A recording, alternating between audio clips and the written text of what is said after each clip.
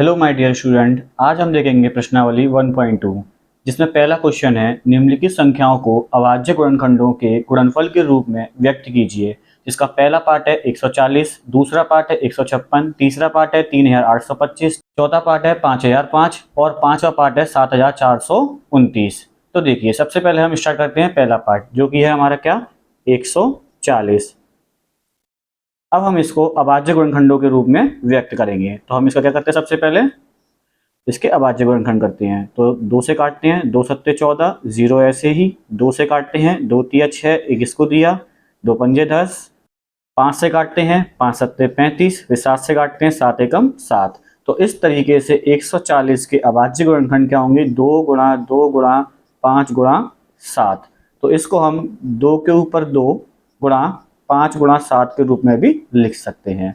तो इस तरीके से 140 का गुणनखंड क्या हो गया हमारे पास 2 की पावर 2 इंटू 5 इंटू 7। चलिए सेकंड क्वेश्चन देखते हैं 156। तो इसके भी अभाज्य गुणनखंड करने हैं, तो करते हैं इसके। 2 सत्ते 14, 1 इसको दिया, 2 अट्टे 16, फिर 2 से काटेंगे, 2 तिया 6, 1 इधर दिया, 2 नाम 18, फिर 3 से काटेंगे, 3 एकम 3, 3 तिया 9 और फिर 13 से काटेंगे, 13 एकम 13। तो इस तरीके से 156 के अभाज्य गुणनखंड क्या हो गया हमारे पास 2 गुणा 2 गुणा 3 गुणा 13। तो इसको हम लिख देंगे 2 की पावर 2 इंटू 3 इंटू 13। अब तीसरा पार्ट दे रखा है हमें 3825। चलिए इसके अभाज्य गुणनखंड करते हैं हम। तो 3825। चलिए सबसे पहले 3 से काटते हैं, 3 एकम 3, 3 दूनी 6, 2 इधर दिए, 3 सत्ते 21, 1 बचा इधर दिया, 3 पंजे 15, फिर 3 से काटते हैं, 3 चौक 12, 3 दूनी 6, 1 इधर दिया, 3 पंजे 15। अब 5 से काट देते हैं, 5 अट्टे 40, 2 उधर दिए, पचम 25, फिर 5 से काट देते हैं, 5 एकम 5, 3 उधर दिए, 5 सत्ते 35, फिर 17 एकम 17। तो इस तरीके से 3825 के गुणनखंड क्या होंगे हमारे पास 3 गुणा 3 गुणा 5 गुणा 5 गुणा 17। तो इसको भी हम 3 की पावर 2 इंटू 5 की पावर 2 इंटू 17 के रूप में लिख सकते हैं। चलिए अगला क्वेश्चन देखते हैं। तो फोर्थ पार्ट है हमारा 5005। तो देखिए सबसे पहले इसको हम 5 से काटते हैं, 5 एकम 5, 0 ऐसे ही 0 ऐसे ही 5 एकम 5, फिर 7 से काटते हैं, 7 एकम 7, 3 इधर बचे, 7 चौक 28, फिर 2 इधर बचे, 7 तिया 21, फिर 11 से काटते हैं, 11 एकम 11, 3 इधर बचे, 11 तिया 33, फिर 13 से काटते हैं, 13 एकम 13। तो इस तरीके से 5005 के हमारे पास गुणनखंड क्या हो जाएंगे 5 गुणा 7 गुणा 11 गुणा 13। तो इस तरीके से हम इसके भी अभाज्य गुणनखंड कर सकते हैं। चलिए फिफ्थ पार्ट देखते हैं जो कि हमारा 7429। तो इसके अब हम अभाज्य गुणनखंड करेंगे। तो 7429, तो सबसे पहले इसको हम 17 से काट देते हैं, 17 से कटेगा 437 बार, फिर इसको हम 19 से काट देते हैं, 19 से कटेगा 23 बार। अब 23 एक अभाज्य गुणनखंड है इसलिए 23 से ही कटेगा, तो 23 एकम 23। तो इस तरीके से 7429 के गुणनखंड क्या होंगे हमारे पास 17 गुणा 19 गुणा 23। चलिए क्वेश्चन नंबर 2 देखते हैं। पूर्णांकों के निम्नलिखित युग्मों के एचसीएफ और एलसीएम ज्ञात कीजिए तथा इसकी जांच कीजिए कि दोनों संख्याओं का गुणनफल बराबर एचसीएफ इंटू एलसीएम। जिसमें पहला क्वेश्चन दे रखा है हमें 26 और 91, दूसरा दे रखा है 510 और 92 और तीसरा दे रखा है 336 और 54। तो इसमें सबसे पहला क्वेश्चन लेंगे हम 26 और 91। तो सबसे पहले हम 26 के अभाज्य गुणनखंड करेंगे। तो 2 से काटते हैं, 2 एकम 2, 2 तिया 6, फिर 13 एकम 13। अब हम 91 के भी गुणनखंड करेंगे। तो सबसे पहले 7 से काटते हैं, 7 एकम 7, 2 इधर दिए, 7 तिया 21, फिर 13 एकम 13।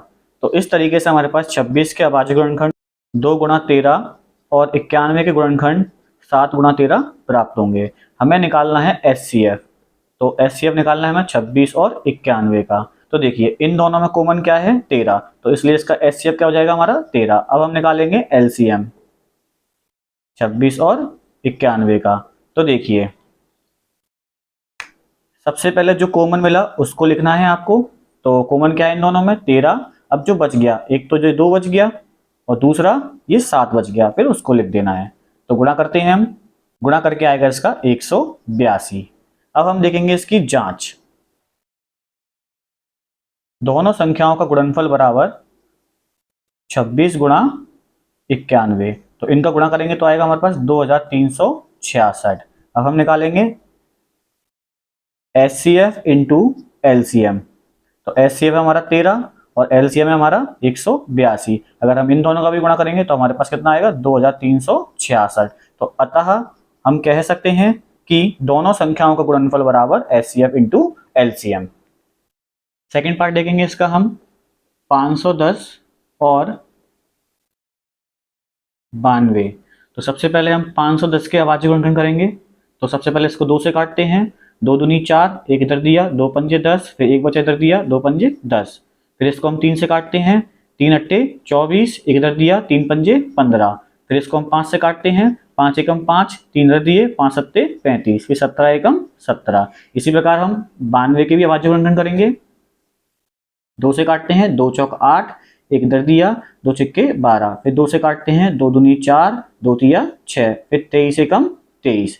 तो इस तरीके से हमारे पास 510 के अभाज्य गुणनखंड 2 गुणा 3 गुणा 5 गुणा 17 और 92 के अभाज्य गुणनखंड 2 गुणा 2 गुणा 23 प्राप्त होंगे।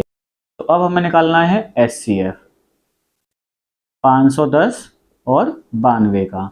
तो सबसे पहले इसमें देखेंगे, इसमें कॉमन सिर्फ 2 है, इसलिए इसका एचसीएफ कितना हो जाएगा 2। अब हम निकालेंगे एलसीएम 510 और 92 का। तो देखिए इसमें कॉमन क्या है 2। उसके बाद देखेंगे हम सबसे पहले इसमें क्या क्या बच गया हमारे पास, 3 बच गया, 5 बच गया और 17 बच गया, और नीचे 2 बच गया और 23 बच गया। तो इन सबको भी हम लिख देंगे।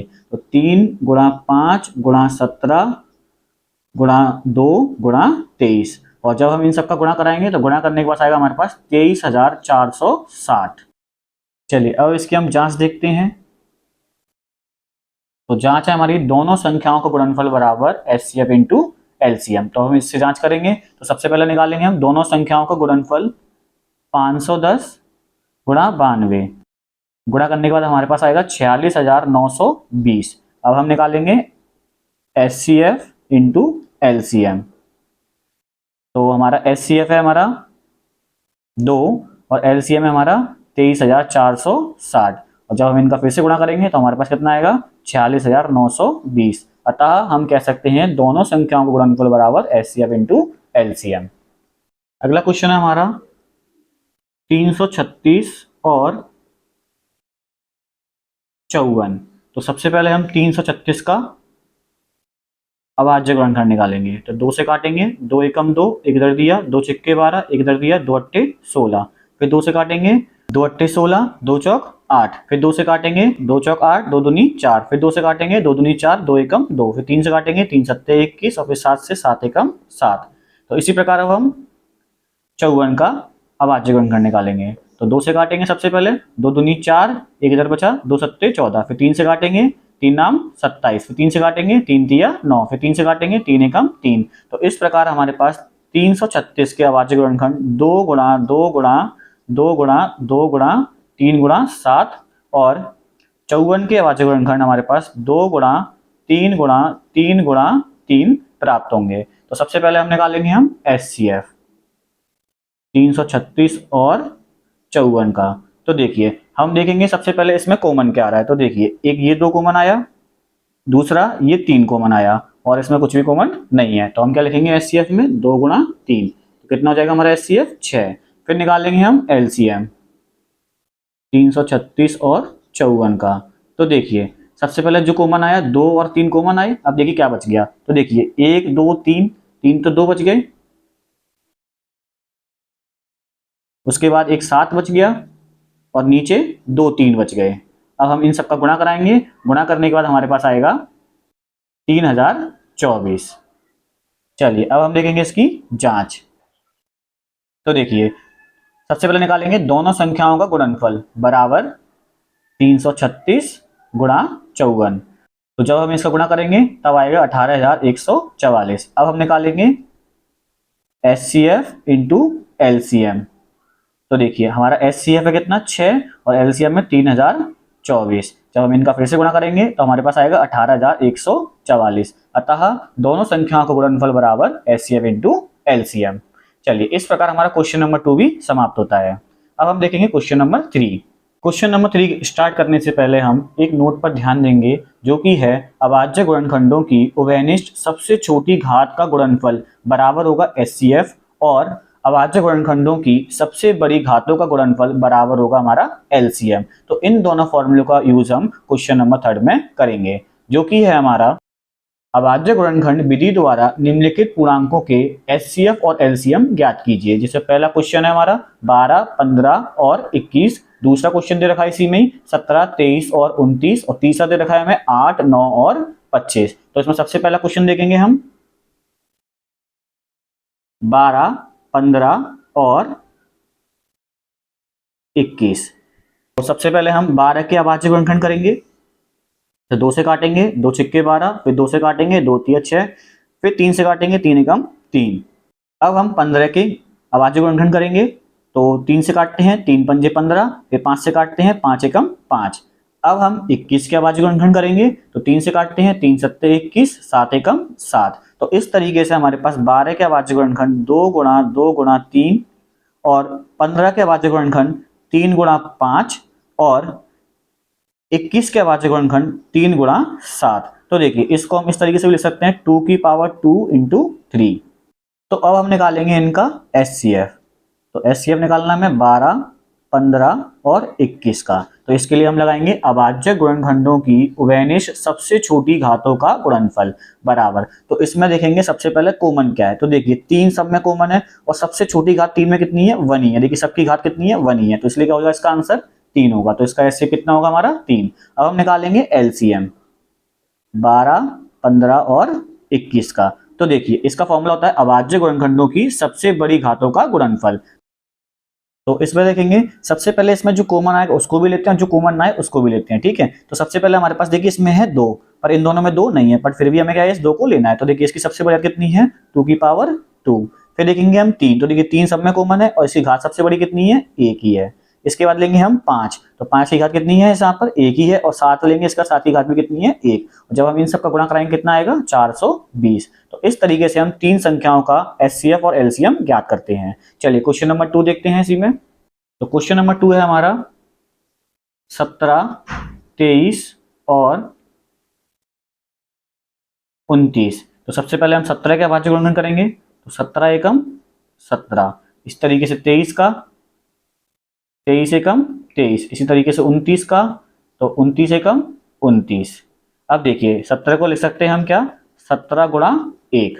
इस तरीके से 23 को लिख सकते हैं हम 23 गुणा 1। इस तरीके से 29 को लिख सकते हैं हम 29 गुणा 1। तो अब हम निकालेंगे एचसीएफ 17, 23 और 29 का। तो देखिए अभाज्य गुणनखंडों की उभयनिष्ठ सबसे छोटी घात का गुणनफल। तो देखिए इसमें तीनों में कॉमन और सबसे छोटी घात किसकी है, सिर्फ 1 की। देखिए तीनों में कॉमन सिर्फ 1 आ रहा है, तो इसलिए इसका एचसीएफ कितना होगा। तो अब हम निकालेंगे इसका एलसीएम 17, 23 और 29 का। तो इसका फॉर्मूला होगा हमारा अभाज्य गुणनखंडों की सबसे बड़ी घातों का गुणनफल। तो देखिए सबसे पहले हम क्या लिखेंगे, इसमें 17 की सबसे बढ़िया कितनी है, 17 ही है, क्योंकि यहाँ एक पावर है इसकी। ऐसी 23 की भी एक पावर और 29 की भी एक ही पावर है। तो इस तरीके से हमारे पास 23 की भी एक ही पावर है और फिर 29 की भी एक ही पावर और 1 इन सब में कॉमन है, तो इसको एक बार लिख देंगे। और जब हम इन सब का गुणा कराएंगे तो हमारे पास कितना आएगा, 11,339। चलिए अगला क्वेश्चन देखते हैं। क्वेश्चन नंबर 3 है हमारे पास 8, 9 और 25। तो सबसे पहले हम 8 के अभाज्य गुणनखंड करेंगे। तो 2 से काटेंगे, 2 चौक 8, फिर 2 से काटेंगे, 2 दूनी 4, फिर 2 से काटेंगे, 2 एकम 2। इसी तरीके से हम 9 के अभाज्य गुणनखंड करेंगे। 3 से काटेंगे, 3 तिया 9, फिर 3 से काटेंगे, 3 एकम 3। और इसी प्रकार हम 25 के भी अभाज्य गुणनखंड करेंगे। तो 5 से काटते हैं, 5 25, फिर 5 से काटते हैं, 5 एकम 5। तो इस तरीके से हमारे पास 8 के अभाज्य गुणनखंड 2 गुणा 2 गुणा 2 प्राप्त होंगे। और 9 के अभाज्य गुणनखंड हमारे पास 3 गुणा 3 प्राप्त होंगे। और 25 के अभाज्य गुणनखंड हमारे पास 5 गुणा 5 प्राप्त होंगे। तो देखिए इन सब में कॉमन कुछ नहीं है, इसलिए हम क्या कर देंगे, इसमें इंटू 1 लगा लेंगे। तो देखिए इसको हम ऐसे लिख सकते हैं 2 की पावर 3 इंटू 1। इसको हम लिख सकते हैं 3 की पावर 2 इंटू 1, इसको लिख सकते हैं 5 की पावर 2 इंटू 1। तो हम निकालेंगे HCF। तो HCF निकालना है हमें 8, 9 और 25 का। तो इसके लिए फॉर्मूला है हमारे पास क्या, अभाज्य गुणनखंडों की उभयनिष्ठ सबसे छोटी घातों का गुणनफल। तो देखिए इसमें सबसे छोटी घात और यानी उभयनिष्ठ, तो देखिए इन सब में उभयनिष्ठ क्या है 1 और इसकी घात कितनी है 1, तो इसलिए इसका HCF कितना हो जाएगा हमारे पास 1। अब निकालेंगे हम LCM 8, 9 और 25 का। तो देखिए अभाज्य गुणनखंडों की सबसे बड़ी घातों का गुणनफल। तो देखिए इसमें देखिए सबसे पहले 2 की सबसे बड़ी घात कितनी है 2 की पावर 3, फिर 3 की सबसे बड़ी घात कितनी है 3 की पावर 2 और 5 की सबसे बड़ी घात कितनी है 5 की पावर 2 इंटू 1, ऐसे क्योंकि ये सब में कॉमन आ रहा है इसलिए इसको एक बार लिख देंगे हम। तो 2 की पावर 3 का मतलब हो गया 8, ये हो गया हमारा 9, ये हो गया हमारा 25 गुणा 1। जब हम इन सब का गुणा करेंगे हमारे पास आएगा कितना 1800। तो इस तरीके से हमने तीन संख्याओं के HCF और LCM भी ज्ञात कर लिए। HCF 306,657 का कितना दिया है हमें 9 दिया है, और इसी प्रकार हमें LCM 306 और 657 का HCF ज्ञात करना है। दी गई संख्या बराबर कितना दिया है हमें 306 और 657, और इसका HCF दे रखा है हमें 306 और 657 का HCF दे रखा है हमें 9। अब देखिए हमारे पास फॉर्मूला होता है HCF इंटू LCM बराबर दोनों संख्याओं का गुणनफल। तो इस तरीके से हम लिख सकते हैं LCM बराबर दोनों संख्याओं का गुणनफल अपॉन HCF। तो देखिए हमें निकालना है LCM, तो LCM निकालना है हमें किसका 306 और 657 का। तो देखिए सबसे पहले हमें दोनों संख्याएं पता है कितनी है, एक है 306 और दूसरी है कितनी 657। अब इनका HCF भी पता है हमें कितना है 9 से इसको काट देते हैं कितना आएगा 34। तो हमारे पास आएगा 34 गुणा 657। जब हम इसका गुणा करेंगे तो गुणा करने के बाद आएगा 22,338। तो इस तरीके से हम इन दोनों संख्याओं का LCM ज्ञात कर सकते हैं। अब क्वेश्चन नंबर 5 देखेंगे, जिसमें है जांच कीजिए कि क्या किसी प्राकृत संख्या n के लिए संख्या 6n अंक शून्य पर समाप्त हो सकती है। हम जानते हैं कि कोई भी धनात्मक प्राकृतिक संख्या जो शून्य पर समाप्त होती है वह 5 से विभाज्य होती है, इसलिए उसके अभाज्य गुणनखंडों में अभाज्य संख्या 5 होनी चाहिए। अब 6 की पावर n बराबर, अब देखिए 6 को ऐसे लिख सकते हैं हम 2 इंटू 3 की पावर n, तो इसको हम बांट देते हैं 2 की पावर n इंटू 3 की पावर n। यहाँ 6 की पावर n के अभाज्य गुणनखंड में केवल 2 और 3 हैं। अंगणित की आधारभूत प्रमेय के अनुसार ये गुणनखंड अद्वितीय हैं, इसलिए 6 की पावर n के अभाज्य गुणनखंडों में संख्या 5 नहीं आ सकती। अतः 6 की पावर n किसी भी प्राकृतिक संख्या n के लिए कभी भी शून्य पर समाप्त नहीं हो सकती, क्योंकि शून्य पर समाप्त वही संख्याएं हो सकती हैं जिसके अभाज्य गुणनखंड में क्या हो 5 हो। पर देखिए यहाँ सिर्फ 2 और 3 है, 5 नहीं है, इसलिए यह शून्य पर समाप्त नहीं हो सकती। अगला क्वेश्चन है, व्याख्या कीजिए कि 7 गुणा 11 गुणा 13 प्लस 13 और 7 गुणा 6 गुणा 5 गुणा 4 गुणा 3 गुणा 2 गुणा 1 प्लस 5 भाज्य संख्याएं क्यों हैं। चलिए करते हैं इसको स्टार्ट। तो देखिए पहली संख्या हमें दे रखी है 7 गुणा 11 गुणा 13 प्लस 13। अब देखिए इन दोनों में कॉमन क्या आ सकता है 13, इसलिए इसको हम ले सकते हैं 7 गुणा 11 प्लस 1। क्योंकि यहाँ 13 एक गुणनखंड है, इसलिए दी गई संख्या 13 से भाज्य है। अब दूसरी संख्या हमें दे रखी है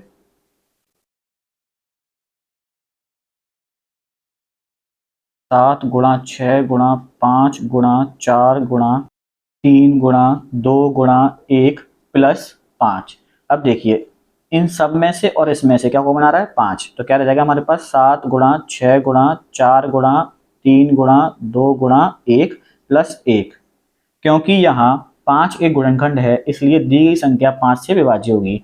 अतः 7 गुणा 11 गुणा 13 प्लस 13 और 7 गुणा 6 गुणा 5 गुणा 4 गुणा 3 गुणा 2 गुणा 1 प्लस 5 दोनों भाज्य संख्याएं हैं। क्योंकि देखिए यहाँ और यहाँ इस संख्या में 13 एक गुणनखंड है, इसलिए 13 से कट जाएगा।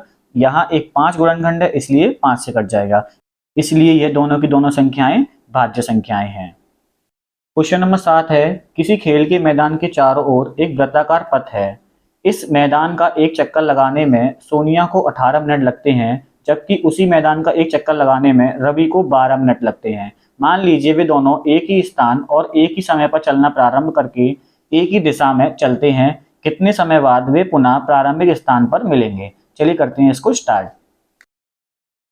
यहाँ हम 18 और 12 का एलसीएम ज्ञात करेंगे। तो सबसे पहले हम 18 के अभाज्य गुणन करते हैं। तो 2 से काटते हैं, 2 नाम 18, फिर 3 से काटते हैं, 3 तिया 9, फिर 3 से काटते हैं, 3 एकम 3। अब इसी प्रकार हम 12 के भी अभाज्य गुणन करेंगे। तो 2 से काटते हैं, 2 छिक्के 12, फिर 2 से काटते हैं, 2 तिया 6, फिर 3 एकम 3। तो इस तरीके से हमारे पास 18 के गुणनखंड 2 गुणा 3 गुणा 3 और 12 के गुणनखंड 2 गुणा 2 गुणा 3 प्राप्त होंगे। तो इसको हम लिख सकते हैं क्या? 2 गुणा 3 की पावर 2। इसको लिख सकते हैं हम 2 की पावर 2 गुणा 3। अब हम निकालेंगे इसका एलसीएम।